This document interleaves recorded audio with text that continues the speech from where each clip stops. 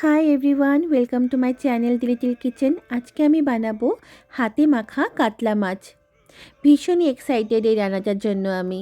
চলুন তাহলে বানিয়ে ফেলি। এখানে 7 পিসের মতন কাতলা মাছ নিয়েছি। বেশ বড় বড় সাইজের মাছের পিসগুলো আমি নিয়েছি। মাছের পিসগুলোতে আমি লবণ আর লেবু দিয়ে 1 ঘন্টা আগে ম্যারিনেট করে রেখেছিলাম।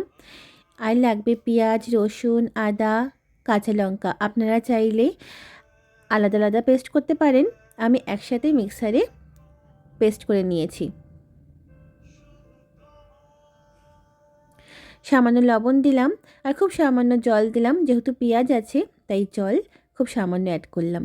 এবার কড়াইটা আমি গ্যাসে বসাবো না, তার আগে আমি মাছগুলো এক এক করে প্যানে বসিয়ে নেব। এর মধ্যে দেব এখন আমি সর্ষের তেল। 3/4 কাপ সর্ষের তেল অ্যাড করব। 3/4 মানে 60 ml এর মতন সর্ষের তেল আমি এখানে দিয়ে দিলাম। তেলের পরিমাণটা একটু বেশি লাগবে।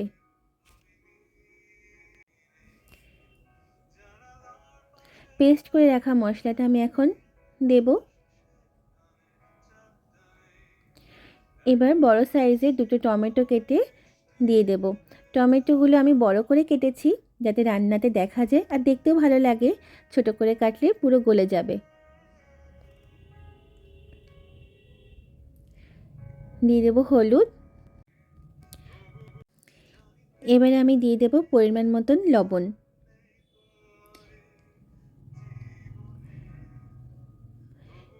এবার হাত দিয়ে খুব ভালোভাবে মাখাবো। 10 মিনিট ধরে আমি মাখাবো। রান্নাটার নামও হাতে মাখা কাতলা মাছ। এখানে আমি কাশ্মীরি শুকনো লঙ্কা দিতে ভুলে গেছিলাম। কাশ্মীরি শুকনো লঙ্কার গুঁড়ো আমি 1 চামচ দিয়ে আমি আবারও ভালোভাবে মাখিয়ে নিয়েছি। এবার ওপর থেকে কয়েকটা কাঁচা লঙ্কা চিড়ে দিয়ে 15 মিনিটের জন্য আমি ঢেকে দেব। ঢাকনা খুলে এবার আমি কড়াইটা গ্যাসে বসাবো। রান্না আর কিছুই লাগবে না, জলও ইউজ করব না, নাড়াচাড়াও করতে হবে না। ঢেকে দেব 15 থেকে 20 মিনিটের জন্য লো ফ্লেমে। ঢাকনা খুলে দেখুন মাছ থেকে জল ছেড়ে এসেছে। এবার এক এক করে মাছগুলো আমি উল্টে দেব।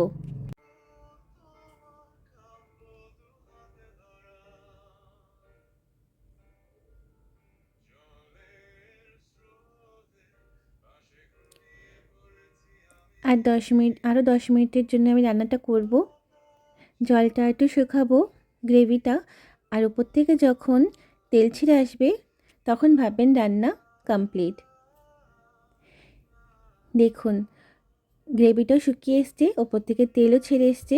আমাদের হাতে মাখা কাতলা মাছ কিন্তু রেডি। নামানোর আগে ওপর থেকে ধনেপাতা ছড়িয়ে নামিয়ে নেব। যেমন দেখতে হয়েছিল তেমন খেতেও লেগেছিল, অসাধারণ লেগেছিল। আপনারা বাড়িতে অবশ্যই বানিয়ে খাওয়াবেন। বাড়িতে গেস্ট আসলে অবশ্যই বানিয়ে খাওয়াবেন তাদেরকে, অনেক ভালো বলবে।